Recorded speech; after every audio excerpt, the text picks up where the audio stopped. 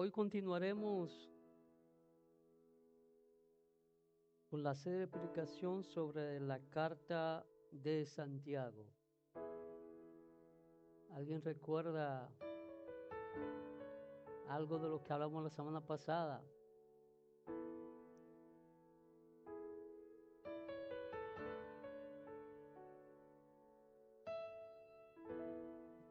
La fe que persevera, ¿verdad? La semana pasada cubrimos del versículo 1 al 12. Hoy vamos a estar mirando el versículo 13 al 21. Así que yo le invito a que se ponga de pie si puede y vamos a leer ese pasaje. Santiago capítulo 1, versículo 13 al 21. ¿Lo tenemos todos? Dice así: cuando alguno es tentado, no diga que es tentado de parte de Dios, porque Dios no puede ser tentado por el mal, ni Él tienta a nadie, sino que cada uno es tentado cuando de su propia concupiscencia es atraído y seducido. Entonces la concupiscencia, después que ha concebido, da a luz el pecado, y el pecado, siendo consumado, da a luz la muerte. Amados hermanos míos, no erréis. Toda buena dádiva y todo don perfecto desciende de lo alto, del Padre de las luces, en el cual no hay mudanza ni sombra de variación. Él de su voluntad nos hizo nacer por la palabra de verdad, para que seamos primicia de sus criaturas. Por esto, mis amados, todo hombre sea pronto para oír, tardo para hablar, tardo para irarse, porque la ira del hombre no obra la justicia de Dios. Por lo cual, desechando toda inmundicia y abundancia de malicia, recibid con mansedumbre la palabra implantada, la cual puede salvar vuestras almas. Te damos gracias, Dios eterno, por tu palabra, la cual es bendita por los siglos de los siglos.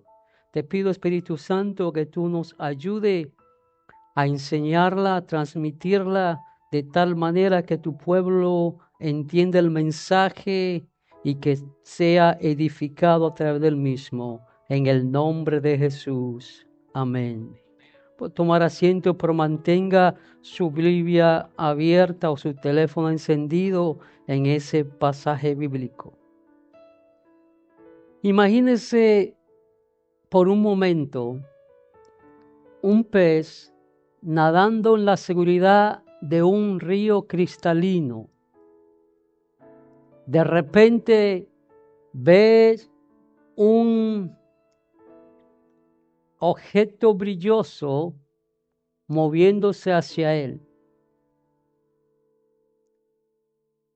El pez no mira el anzuelo, no mira el pescador, ni tampoco está mirando la muerte que le espera, sino simplemente está mirando su deseo.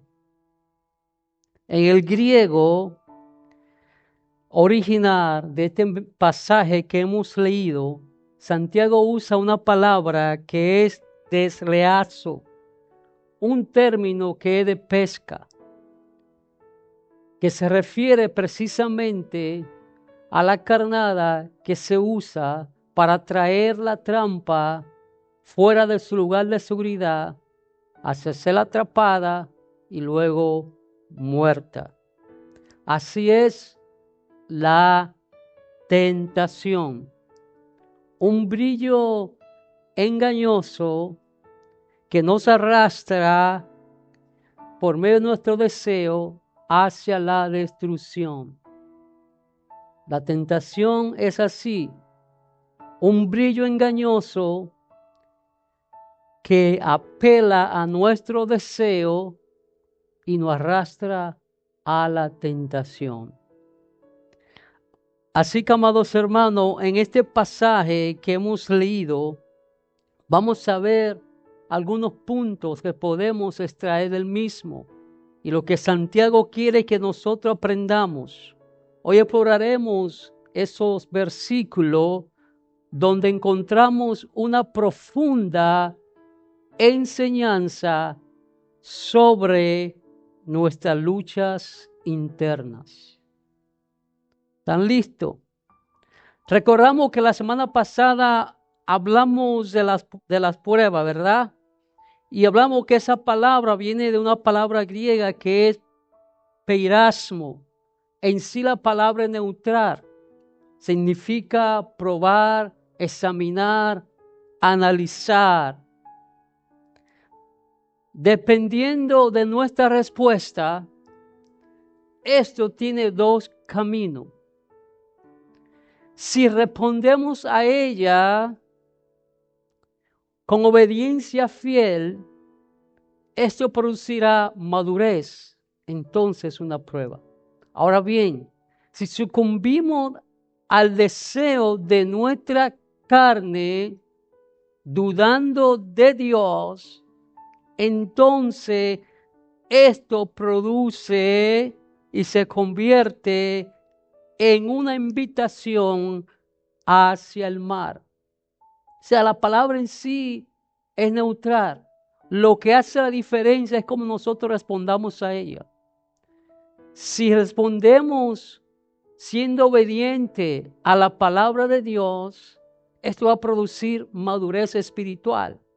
Ahora, si sucumbimos ante la carne, dudando del poder de Dios, entonces se convierte en una invitación hacia el mar. Cuando leemos los versículos, que lea conmigo nuevamente los versículos 13 y 14 ahí. Dice, cuando alguno es tentado, no diga que es tentado de parte de Dios, porque Dios no puede ser tentado por el mal, ni Él tienta a nadie, sino que cada uno es tentado cuando de su propia concupiscencia es atraído y seducido. Es una tendencia humana culpar a otros por nuestro fallo. Es algo natural.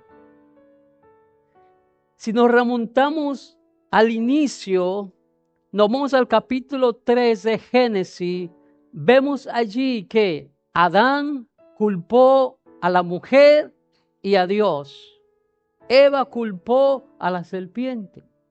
Hoy día muchos culpan a la pobreza, a las maneras que fuimos criados, o decimos, el diablo me obligó. Pobre diablo. El diablo me obligó. Pero fíjese lo que dice Santiago. Santiago es enfático y tajante diciendo, cuando alguno es tentado, no diga que es tentado de parte de Dios. ¿Por qué Santiago dice eso? Bueno, porque Dios es aperasto. ¿Qué quiere decir eso? Que Dios es invencible a los ataques del mal e impenetrables a sus acometidas. Su naturaleza, la naturaleza de Dios y el mal existen en dos reinos diferentes que nunca se encuentran. Dios es santo. En el desierto, si nos vamos a Mateo capítulo 11, vemos que Jesús, ¿verdad?, fue tentado.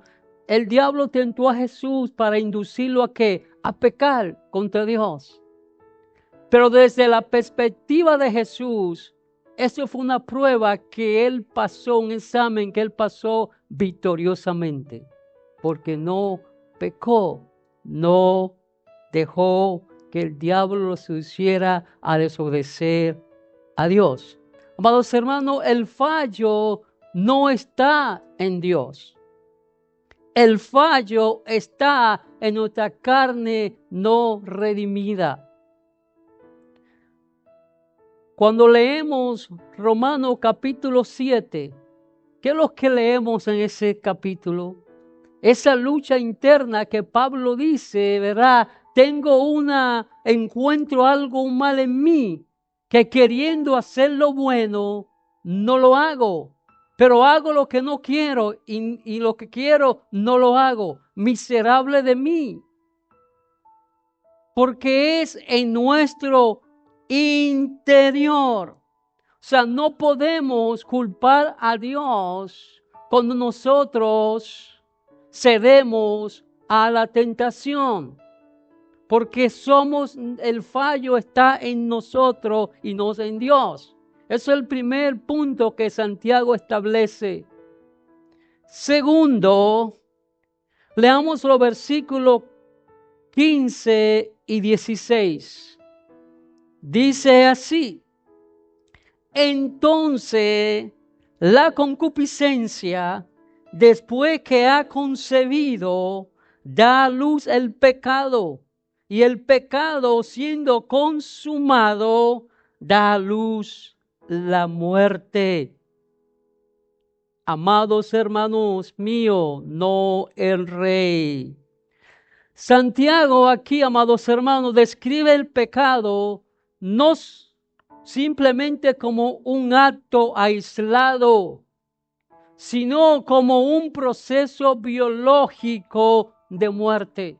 O sea, el pecado no es un proceso aislado, un acto aislado, es un proceso. Y él lo describe como un proceso biológico de muerte. Pero antes de entrar a ese proceso, cómo funciona ese proceso, quiero definir la palabra concupiscencia, porque muchas veces nosotros, cuando hablamos de concupiscencia, un término negativo. La palabra en sí es neutral. ¿Qué es lo que quiere decir concupiscencia? ¿Qué es concupiscencia? Un profundo anhelo y deseo hacia algo o alguien. O sea, no podemos, porque generalmente se usa la palabra concupiscencia para referirse a los deseos desordenados sexuales y esas cosas en este tiempo, ¿verdad? Pero no, la palabra es neutral. Simplemente un fuerte, profundo anhelo, un deseo por algo o alguien. Otra palabra, yo puedo tener mi concupiscencia puede estar hacia Dios, eso no es malo. O sea, tener un deseo profundo para servir a Dios no es malo. O sea, lo que lo hace malo o bueno es hacia quién, hacia dónde está ese deseo y lo que se quiere. ¿Estamos de acuerdo? Es algo neutral. Entonces, vamos al proceso. ¿Cómo empieza ese proceso biológico? Primero viene el deseo, que es la concupiscencia, como dije, un fuerte deseo, un anhelo profundo hacia algo. Esa misma concupiscencia, esos mismos deseos, antes de que nosotros conociésemos a Cristo, nos esclavizaba ¿qué? Al pecado, al mal. Entonces, como nos dice el apóstol Pablo, no vale esos versículos, pero esa cita, si usted quiere anotarla, lee en su casa, Efesios capítulo 2, versículo 1 al 3, Efesios 4, 17 al 19, y 1 Tesalonicenses capítulo 4 al 5, donde Pablo habla mucho de esto, de que antes nosotros éramos esclavos de nuestra concupiscencia, o sea, los malos deseos. Estábamos muertos en nuestros delitos y pecados. Éramos por naturaleza hijos de desobediencia. Segundo, el segundo paso en este proceso biológico de la muerte es el engaño. En este proceso, en esta etapa, nuestra mente caída elabora justificaciones para conseguir lo que desea, ignorando el peligro. Esta palabra, bueno, yo puedo ya robarme eso porque en realidad yo lo necesito. Y eso a esa tienda no le va a hacer un hoyo porque eso ellos lo pueden reducir a final de año.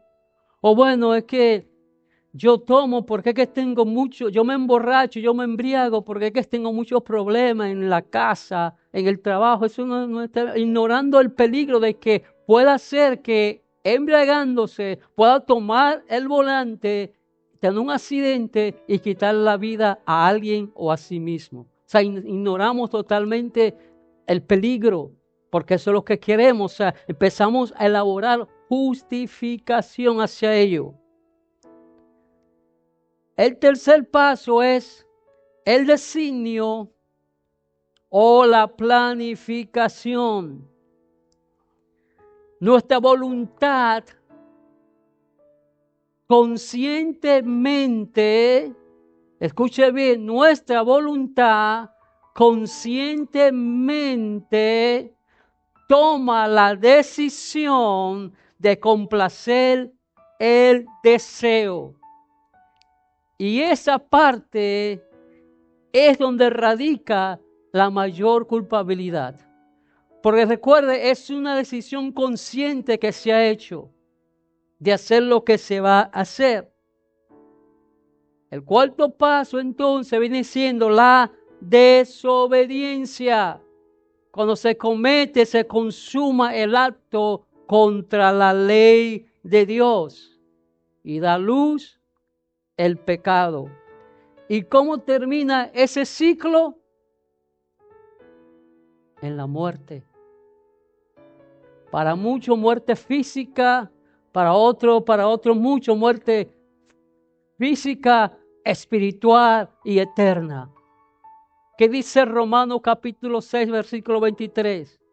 Porque la paga del pecado es muerte.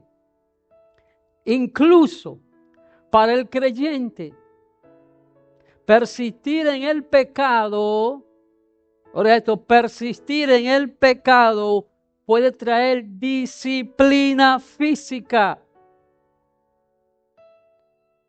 Cuando nosotros celebramos la Santa Cena, como le llamamos, o la comunión, leemos por lo general primera carta de Corintios, capítulo 11. Leemos generalmente de 23 hacia creo que 27 por ahí. Pero no leemos lo que sigue después. El apóstol Pablo dice que muchos de la iglesia de Corintios estaban enfermos y muchos ya habían dormido, se habían muerto porque estaban tomando la cena del Señor indignamente. Estas palabras estaban consistentemente en el pecado. Si quiere leer sobre eso, vaya a 1 Corintios capítulo 11 en su casa, específicamente versículo 30. También el apóstol Juan nos dice que hay pecados que son de muerte. Primera de Juan 5:16. Hay pecados que son de muerte, que nos llevan a la muerte. Por eso es que Santiago implora diciendo: amados, hermanos míos, no es rey. Amado, la batalla debe librarse en la mente. En la mente se libra esta batalla usando la palabra de Dios. Usando la palabra de Dios. Ahí se libra esa batalla. Como nos dice en Romanos capítulo 12, versículo 2, donde dice: no os conforméis a este siglo, sino transformaos por medio de la renovación de vuestro entendimiento, para que comprobéis cuál sea la buena voluntad de Dios, agradable y perfecta. Filipenses capítulo 4, versículo 8 nos dice: por lo demás, hermanos, todo lo que es verdadero, todo lo honesto, todo lo justo, todo lo puro, todo lo amable, todos los que es de buen nombre, si hay virtud alguna, si algo digno de alabanza, en esto pensad. La palabra de Dios. Y Colosenses capítulo 3, versículo 2 nos dice: poned la mira en las cosas de arriba y no en la de la tierra. Otra palabra, lo que nos va a ayudar a nosotros a batallar contra nuestros propios deseos que son hacia el mal, es la palabra de Dios, saturando nuestra mente y nuestros corazones con la palabra de Dios. La próxima cosa que Santiago nos enseña aquí en este versículo es el carácter de Dios. El carácter de Dios y ese regalo, cuando habla de dádiva, Dios puede darle a usted muchas bendiciones. Pero la dádiva mayor y más grande y el regalo más grande, dádiva quiere decir regalo, que usted y yo hemos podido recibir de parte de Dios, es la salvación. La salvación, la regeneración de nuestras almas. Entonces leamos los versículos 17 y 18. Vea conmigo ahí. Toda buena dádiva y todo don perfecto desciende de lo alto, del Padre de las luces, en el cual no hay mudanza ni sombra de variación. Él de su voluntad nos hizo nacer por la palabra de verdad para que seamos primicia de sus criaturas. Frente a la oscuridad del pecado, Dios es el Padre de la luz, el Creador inmutable. Padre de la luz era un título que el judío antiguo le daba a Dios, haciendo referencia a Génesis, a la creación. O sea, Él es Padre de las luces, pero a diferencia del sol, de las lunas y las estrellas que varían, en Dios no hay sombra de variación. No hay en Él sombra de variación. Él no cambia, como nos dice en Malaquías 3:6. ¿Qué dice Malaquías 3:6? Dice: porque yo, Jehová, no cambio. Por esto, hijo de Jacob, no habéis sido consumido. Dios es inmutable. Él no cambia. Así también nos dices en 1 de Juan 1:5, este es el mensaje que hemos oído de Él y os anunciamos: Dios es luz y no hay ninguna tiniebla en Él.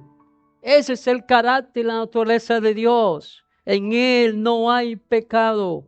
En Él no hay cambio. Él es inmutable. Y asimismo también nos dice Hebreos 13:8. Dice: Jesucristo es el mismo ayer, hoy y por los siglos. Dios no cambia. Él no se muda, Él no cambia como nosotros, que hoy decimos una cosa y mañana decimos otra. Que hoy estamos de una manera y mañana estamos de otra. Él es el mismo hoy, ayer y por siempre. Y su naturaleza es luz. Él es santo. Así que, por su soberanía, voluntad, amados hermanos, no que usted y yo hayamos escogido, de la misma manera que usted no escogió nacer de la madre suya, del padre de los padres suyos, usted no escogió que lo concibieran. Pues así mismo tampoco nosotros no tuvimos ningún decir en que Dios soberanamente, por su soberana voluntad, Dios decidió darnos vida nueva, un acto de Él. Este milagro de la regeneración, que es el mayor y la mejor dádiva que podemos recibir de Dios, implica tres cosas.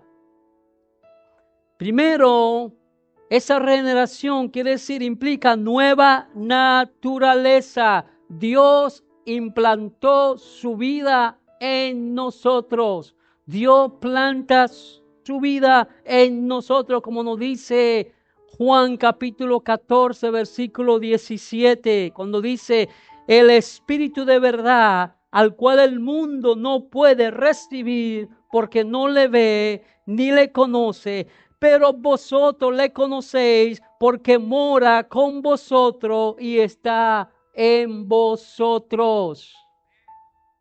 Entonces eso Dios implanta su vida en nosotros.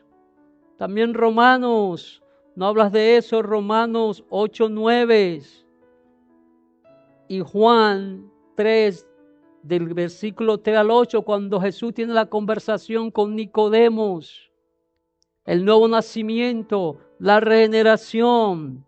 Así que, amados hermanos, el instrumento que Dios usa para darnos, implantar su vida para la generación nuestra, ¿cuál es? El instrumento es la palabra de verdad, como dice Santiago aquí, la palabra de verdad que ha sido implantada en ustedes. La palabra de verdad es el instrumento que Dios usa para la regeneración.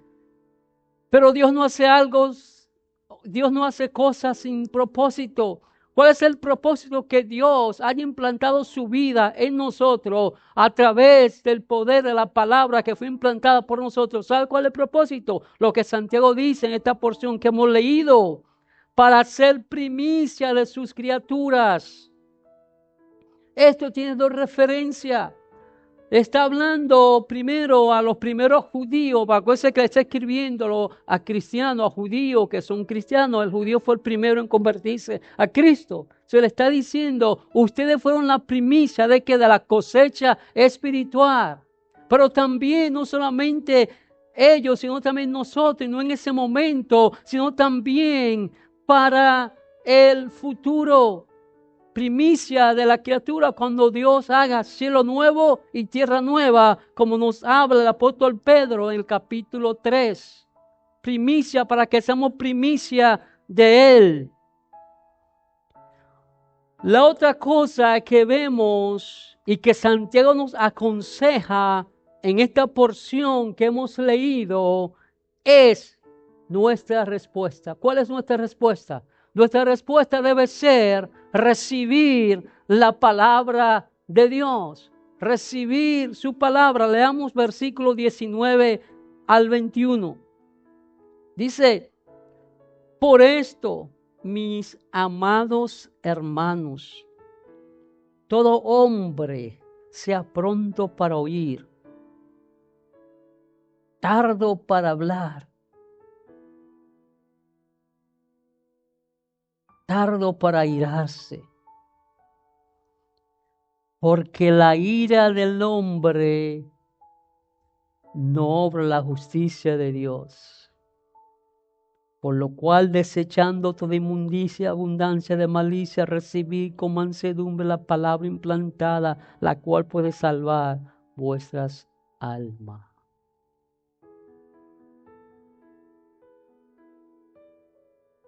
Para nosotros, los que hemos sido transformados, y para quien es transformado, quien ha sido transformado por la simiente incorruptible de la palabra de Dios, como nos dice el apóstol Pedro en su primera carta, versículo 23 del capítulo 1, que nosotros fuimos renacidos por la semilla, por la palabra, a ver, la simiente incorruptible.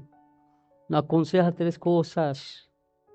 Ser que pronto para oír. Amados hermanos, nosotros debemos aprovechar cada oportunidad para leer y escuchar la palabra de Dios. Tanto cuando se lee, usted individualmente la lee, cuando se está predicando o se está enseñando.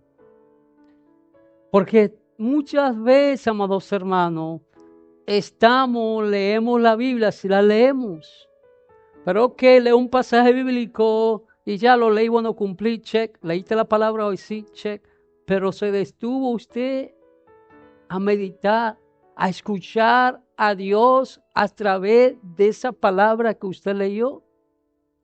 O muchas veces podemos estar en un lugar donde se está enseñando y predicando, pero quizá estamos que nuestra mente está en otro lugar, o estamos en nuestra mente, ¿verdad? No te podemos escuchar porque estamos tratando de contradecir lo que se está hablando, lo que se está enseñando, o buscando el lado de la tangente de las cosas y no estamos escuchando.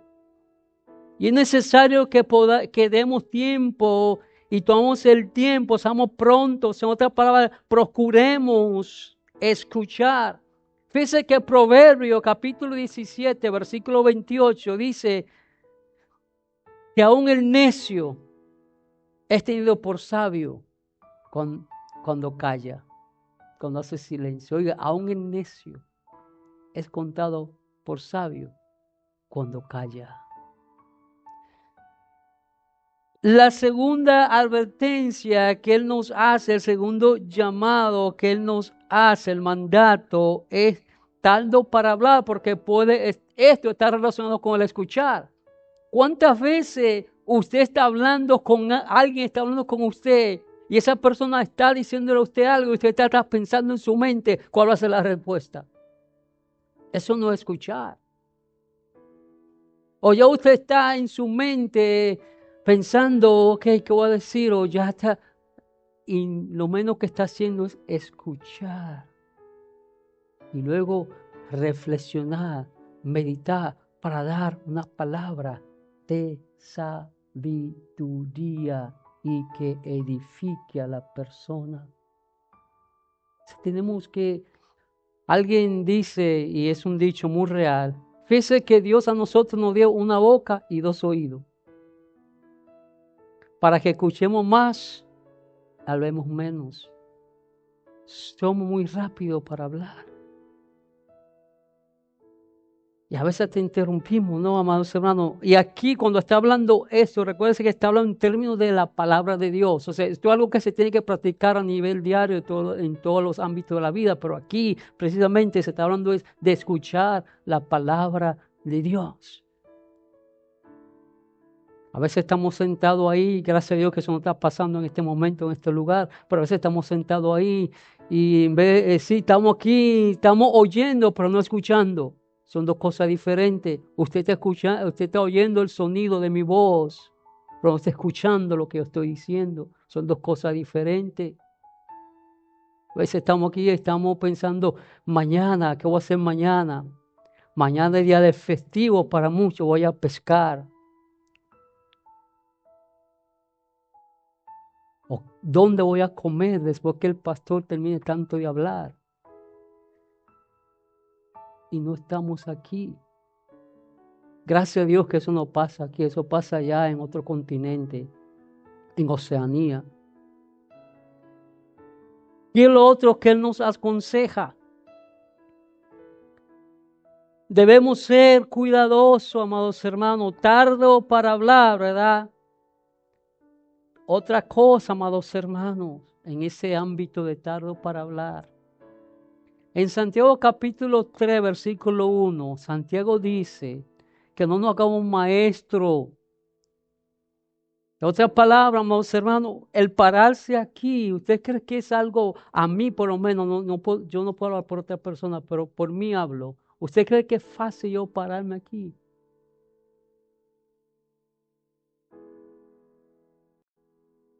Es algo que se toma con mucho temor y con mucho cuidado.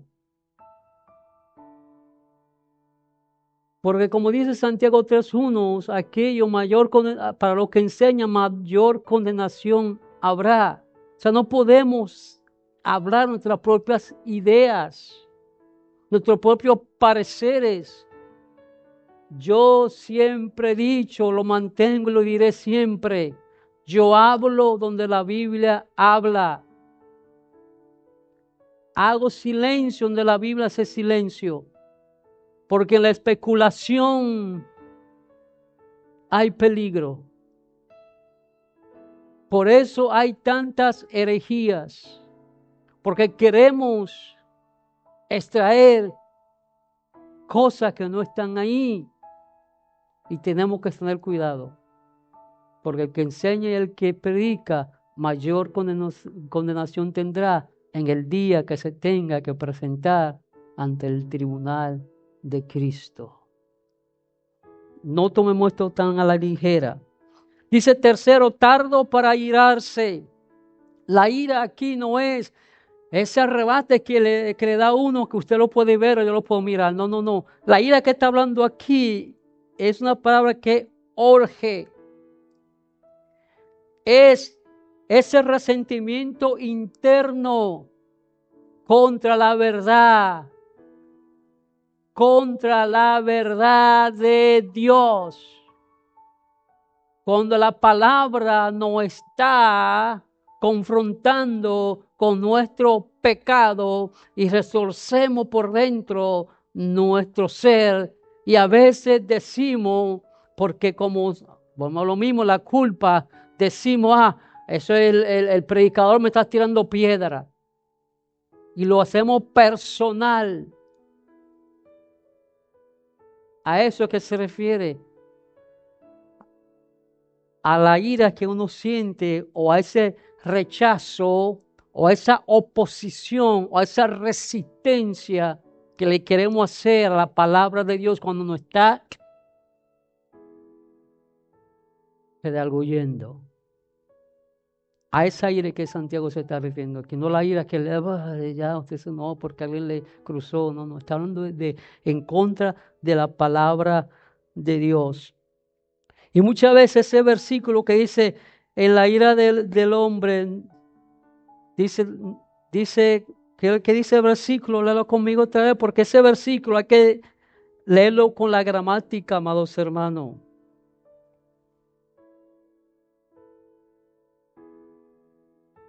Porque la ira de Dios, y muchas veces decimos, no, porque en la ira del hombre, dice, porque la ira del hombre no obra la justicia de Dios. Así decimos, no, lo que eso está reflejando es que con nuestras actitudes de resentimiento no podemos reflejar la justicia de Dios en nuestra vida. Eso es lo que eso quiere decir. Que Dios no puede ser reflejado a través de usted cuando usted está lleno de ira y rechazo a su palabra. Así que tengamos cuidado con eso. Tengamos cuidado con eso. Dice, es ese resentimiento interno contra la verdad que nos confronta. Y al resistir la palabra de Dios, no obra la justicia de Dios. El conflicto nace ¿de dónde? De nuestras propias pasiones. Como dice que Santiago 4, 1 y 2.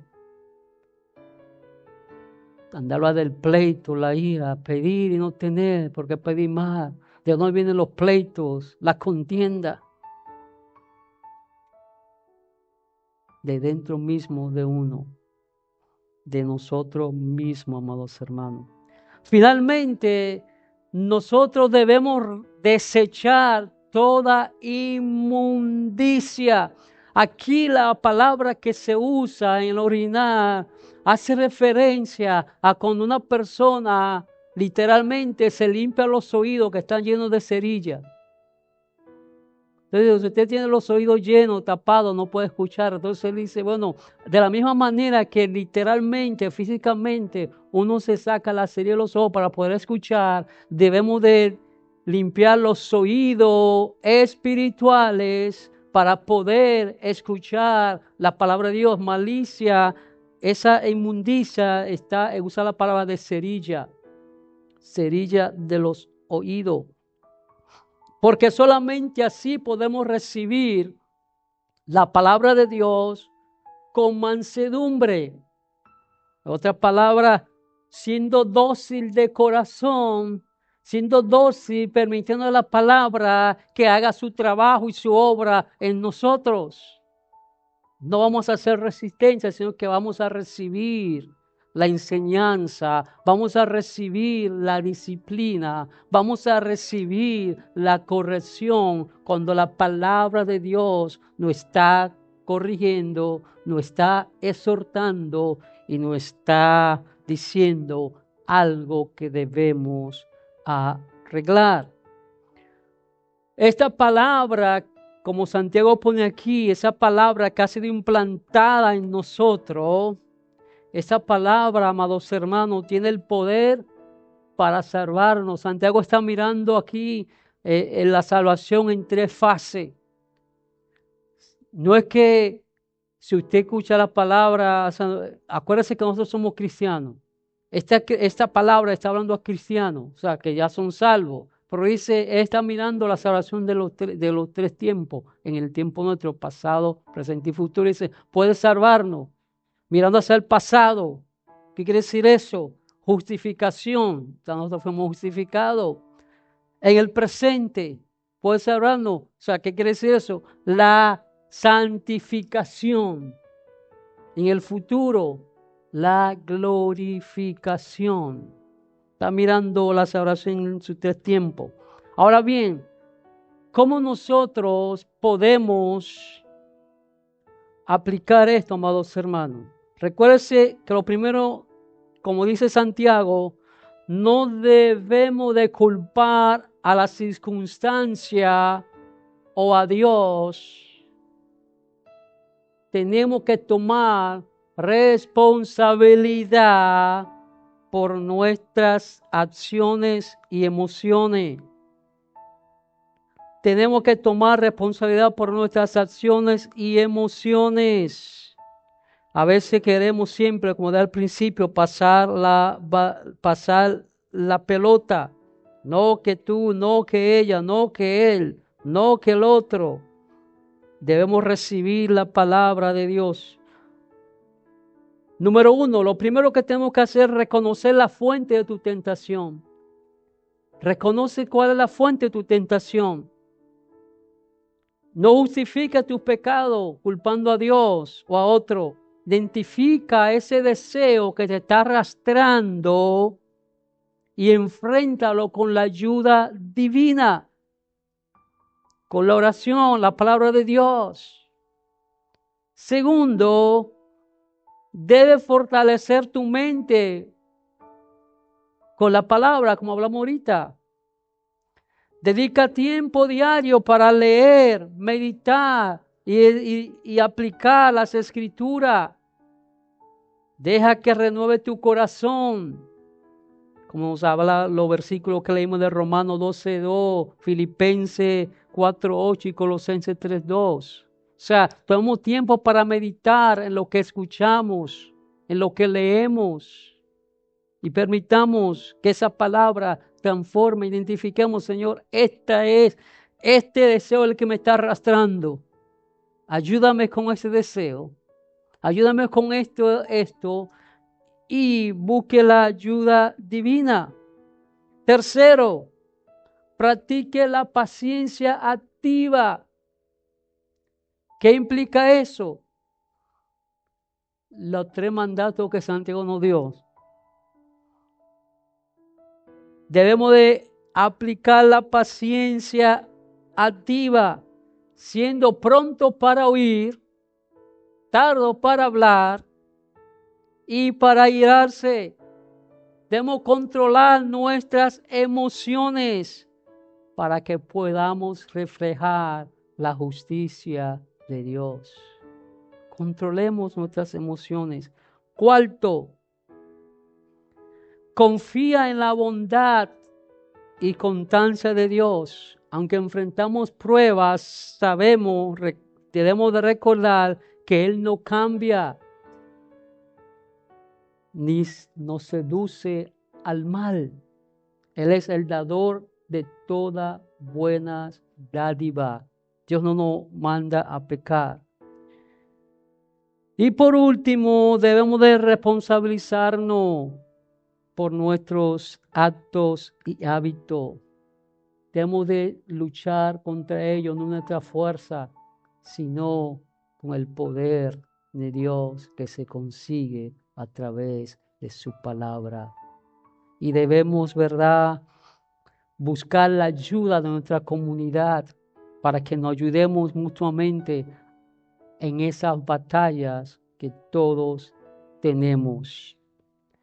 Ganemos la batalla de nuestro interior, amados hermanos, para que como Pablo podamos decir que somos de una conciencia limpia.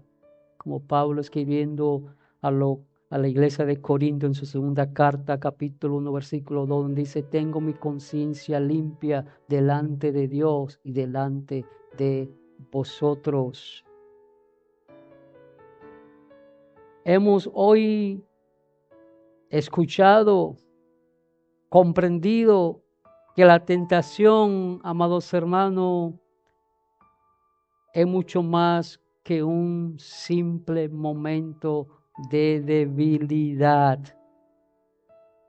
Es un engaño mortal que nos arrastra desde el anzuelo de un deseo oculto hasta la muerte.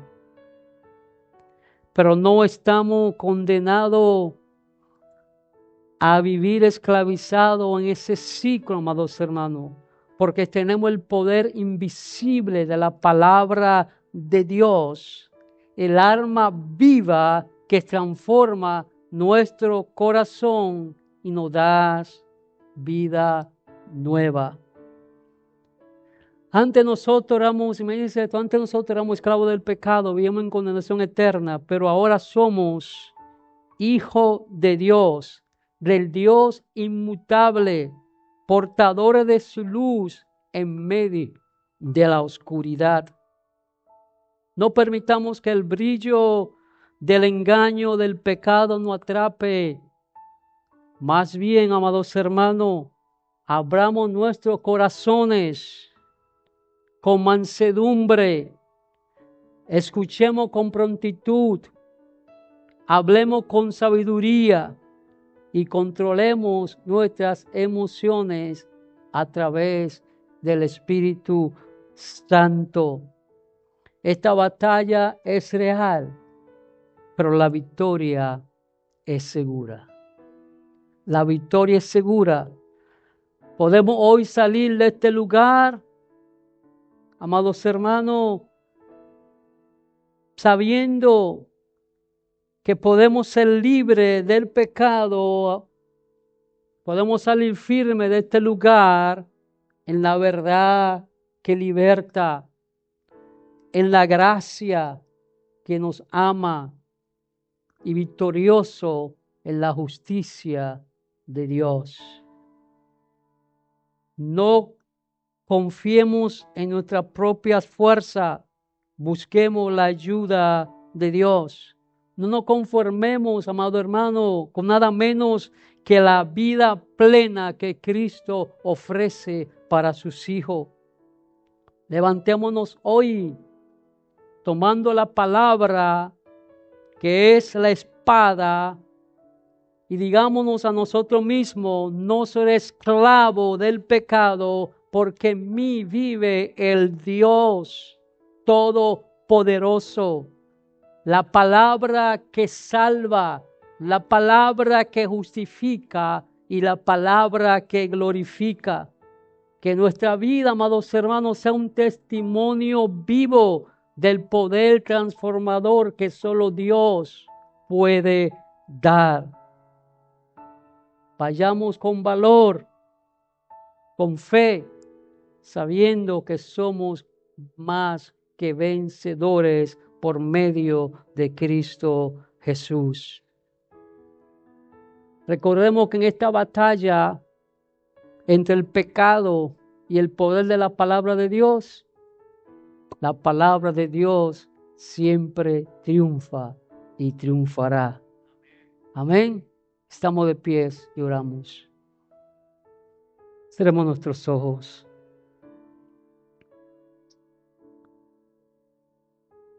Padre Celestial, te damos gracias porque eres el Padre de las luces, lleno de gracia y de verdad, sin sombra de mudanza. Perdona nuestras excusas y culpas. Ayúdanos a reconocer la verdad de que la tentación viene de nuestro interior y no de ti. Renueva nuestra mente por tu palabra. Danos la fuerza para desechar el pecado y recibir tu verdad con mansedumbre y humildad. Que nuestra vida refleje tu justicia y tu amor. Por Cristo Jesús, Señor nuestro, te lo pedimos y todos decimos amén.